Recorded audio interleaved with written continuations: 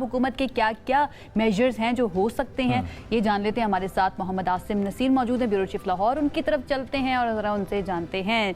अस्सलाम वालेकुम आसिम साहब, गुड मॉर्निंग। और सबसे पहले तो ये बताइए, लाहौर की रौनकें जो हैं वो क्या मुतासिर तो नहीं कहूँगी, लेकिन कुछ वक्त के लिए हमें कॉम्प्रोमाइज़ करना पड़ेगा लाहौर के रहने वालों को जब तक ये मेजर्स लिए जाते हैं पंजाब हुकूमत की तरफ से? बहुत शुक्रिया, गुड मॉर्निंग। आपका नया फॉर्मेट बड़ा अच्छा लग रहा है और आप दोनों को माशाल्लाह अल्लाह करे कि हमारा ये प्रोग्राम इसी तरह दिन रात तरक्की करते रहे।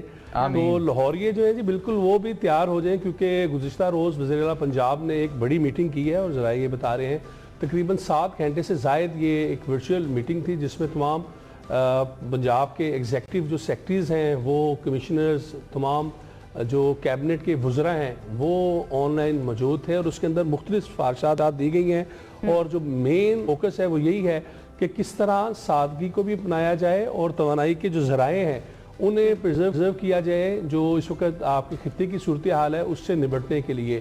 क्योंकि अल्लाह करे पाकिस्तान को एक ये एजाज़ तो हासिल होने जा रहा है कि वो 2 बड़ों की जंग में सालसी करा रहा है, लेकिन उसके साथ साथ क्योंकि इसे रिवाइवल में और अभी देखें आगे क्या बनेगा, तो आने वाले जो 1-2 माह हैं वो बड़े कठिन भी होंगे, मुश्किल होंगे। तो उस हवाले से मुश्किल फैसले किए जा रहे हैं और उन फैसलों में ये बताया जा रहा है कि एक तो हुकूमत जहाँ पर अपने आप पर कट लगा रही है।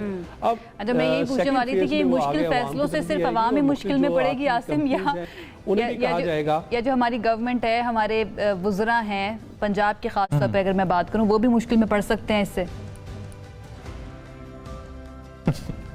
देखिए बिल्कुल ये सबके ऊपर ही आएगा, ये अवाम पर भी आएगा, वज़रा पर भी आएगा, ब्यूरोक्रेसी पर भी आएगा।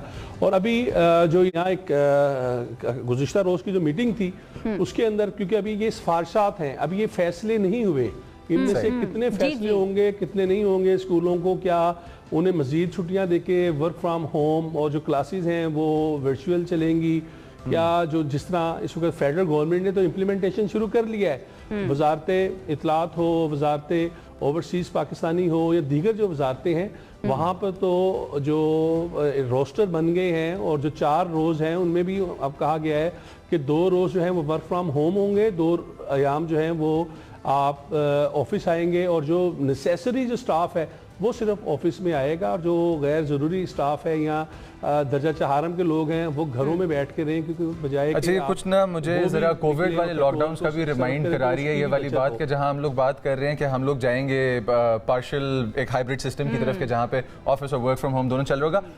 आसिम मुझे ये बताएं, इस मीटिंग के अंदर क्या ये चीज़ डिस्कस की गई है कि किस तरह से जो पावर डेफिसिट है उसको मैनेज किया जाएगा? क्या कोई सब्सिडीज़ दी जाएंगी सोलर पैनल्स पे या ऑल्टरनेट एनर्जी के जो के हैं तरीक़ाकार जो हैं अदर देन फ्यूल कंजम्पशन, कि ताकि हम लोग थोड़ा ज़रा फ्यूल भी सेव हो जाए और दूसरी तरफ ज़रा ग्रीन एनर्जी की तरफ जो जा रहे हैं? आपने बड़ा अच्छा सवाल किया है। देखिए गवर्नमेंट की तरफ से यही क्लेम किया जा रहा है कि वो पहले ही फ्यूल के ऊपर जो है बिलियंस ऑफ रुपीस की जो है सब्सिडी दे रही है। एक तरफ IMF का प्रोग्राम चल रहा है, वहाँ पर इन्हें सबसे बड़ा कॉन्स्टेंट जो है वो यही है कि वो सब्सिडी नहीं दे सकते, और जब वो देते हैं तो IMF के जो नुमाइंदे हैं वो आपके ऊपर फौरी तौर पर आपके चेक लिस्ट करके आपके ऊपर प्लान के ऊपर वो सवालात उठा देते हैं। तो अब इशू ये है कि गवर्नमेंट सब्सिडाइज अगर करेगी भी तो किन्हें करेगी, तो इसके ऊपर भी बात हो रही है। और शायद उनकी इसीलिए तवज्जो यही है कि जो ज़्यादा हमें जिन्हें इशराफिया कह लें, जिस तरह हाई ऑक्टेन का फैसला हुआ कि जो अमीर तर है उसके ऊपर या जो एग्जेक्टिव गाड़ियाँ यूज़ कर रहे हैं उनके ऊपर कट लगाया जाए। उसकी एक जो आप देखेंगे पाकिस्तान क्वेश्चन है मेरा, आपने कहा कि IMF की बात की जाती है कि गवर्नमेंट जब भी सब्सिडीज की देने की बात करती है तो IMF जो है ना रोक देता है। ये जो प्लेन लेने की बात हुई थी, इसके ऊपर IMF की तरफ से कुछ आया था, कोई बात की गई थी या रोकने की कोशिश की कि सब्सिडीज नहीं दे रहे तो आपको प्लेन भी नहीं लेना चाहिए? अच्छा देखिए ना, इसमें मेरा ख्याल है मिसमैनेजमेंट इनसे हुई है, क्योंकि ये जो देखे ना ये आपका कौमी एक एसेट है। अगर उन्होंने जहाज ले भी लिया तो मेरा ख्याल है कि अगर वो वज़ीर मौसूफ अगर उसे कोई गलत उसमें बयानी ना करती तो ये इतना चाय की प्याली में तूफान ना होता। तो ये मेरा भी ख्याल कुछ और इस बारे में सोचती है, आवाम ये सोचती है कि अगर हमें सब्सिडी देने के लिए, इन्फ्लेशन को कंट्रोल करने के लिए, उनको थोड़ी सी आसानी देने के लिए IMF का बहाना किया जाता है, या फिर IMF की बात सच भी हो सकती है, इसमें कोई शक नहीं है, हम भी कवर करते रहे इन सब चीज़ों को, तो फिर ये प्लेन लेने के मामले के अंदर IMF जो है ना उससे बात क्यों नहीं की गई? This is ironic. मैं सिर्फ ये आवाम की आवाज जो है ना वो आपके सामने रखना चाहती हूँ जी। देखिए इशू ये है कि ये अगर 10-11 बिलियन का ये अगर एक जहाज है तो अभी गवर्नमेंट ने जो फ्यूल के ऊपर वो कह रहे हैं, गवर्नमेंट का क्लेम है कि हम इसको 50 बिलियन से ज्यादा की हम सब्सिडी दे चुके हैं। वुज़रा कहते हैं कि हम 70 बिलियन की दे चुके हैं। तो देखिए ना, ये तो फिर उसका अगर हम उसके परसेंटेज निकालें तो ये तो उसके अंदर हो गया।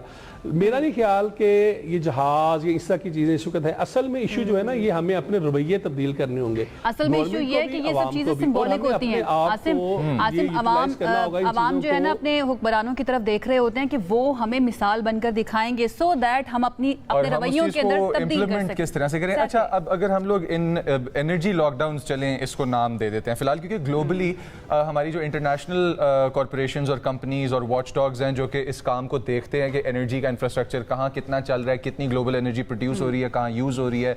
फ्यूल जो है वो एनर्जी का एक बड़ा डेंस सोर्स है, उसकी जो कि ग्लोबल वाइब एक तरह से देख रहे होते हैं। उन तमाम इदारों की तरफ से भी जो पेशकश की गई है, जो एडवाइस दिया गया है तमाम गवर्नमेंट्स को, वो है कि एनर्जी को वाइजली यूज़ किया जाए, ट्रैवल रिस्ट्रिक्शंस लेके आई जाए। क्या हमें नियर फ्यूचर में ये चीज़ पाकिस्तान के ऊपर for a longer period of time implement होती हुई नजर आ रही है कि फ्लाइट्स राशन होंगी, आपको माइल्स मिला करेंगे? क्या हम उस फ्यूचर की तरफ जा रहे हैं? और वो जो जहाज है उसके लिए भी क्या राशन होगा, फ्यूल राशनिंग होगी? मेरा ख्याल है अभी तो जहाज जो है ना वो इनके गले की हड्डी बनता जा रहा है। लेकिन जहाँ पर मेरा ख्याल है कि ये बाकी हमने बात की वो बड़ी ही सेंसिबल है। लेकिन जो अभी हम जो देख रहे हैं, जो हम इसके अंदर गवर्नमेंट के अंदर आके भी देख रहे हैं, वो ये चीज़ें हैं कि ये लॉन्ग टर्म तो प्लानिंग कभी भी नज़र नहीं आई। ये अभी भी ब्यूरोक्रेसी है, वो शॉर्ट टर्म के ऊपर ही काम कर रही है। मैं यही बात कर रहा था, आपने मुझे इसमें टोक दिया कि हमें अपने रवैयों को तब्दील करना होगा। जब हम अपने रवैये तब्दील करेंगे तो हम इन लोगों को भी जवाबदेह बनाएंगे जो आपके वोट की ताकत से ईवान के अंदर आते हैं। हम उन अफराद को भी जवाबदेह बनाएंगे जो कि आपकी ब्यूरोक्रेसी में बैठकर आपके लिए पॉलिसीज बनाते हैं। तो जब तक हम लॉन्ग टर्म हम गुफ्तगू नहीं करेंगे, आने वाले 10 साल 20 साल 30 साल का हमारा विजन नहीं होगा तो हम आगे नहीं बढ़ सकेंगे। अभी भी हमें देखना होगा कि देखिए ग्लोबली जो इशू आया हुआ है ये आज सेटल हो जाएगा, आगे चलकर ये भाई हम देखिए कितनी सिंपलिसिटी से जिंदगी गुजार रहे हैं, तो आप लोगों को भी सिंपलिसिटी से जिंदगी गुजारनी चाहिए। It's other way around. आवाम को डेफिनेटली इंडिविजुअली अपने ऊपर बिल्कुल तवज्जो देनी चाहिए। हम हमारे अंदर बहुत ज्यादा मसले मसाइल हेड ना हमने शुरू तो कहीं टॉप से करना है और वो इट ट्रिकल्स डाउन, ये ऊपर से नीचे की तरफ आता है। हमारे जब हुक्मरान हमें नजर आएंगे ना, देखिए कितनी सादा जिंदगी गुजार रहे हैं, तो अवाम अल्टीमेटली कहेगी भाई हमें भी सादा जिंदगी गुजारनी चाहिए। मुश्किल वक्त चल रहा है मुल्क के ऊपर, लेकिन ये तो हमारी बातें हैं। आई होप हमारे जो हुक्मरान हैं उन तक भी पहुंच जाएं और वो भी कुछ सोच लें। शायद आई होप वो फ्यूल राशनिंग होगी उस जहाज के लिए। Thank you so much. Break की तरफ चलते हैं। Thank you Asim.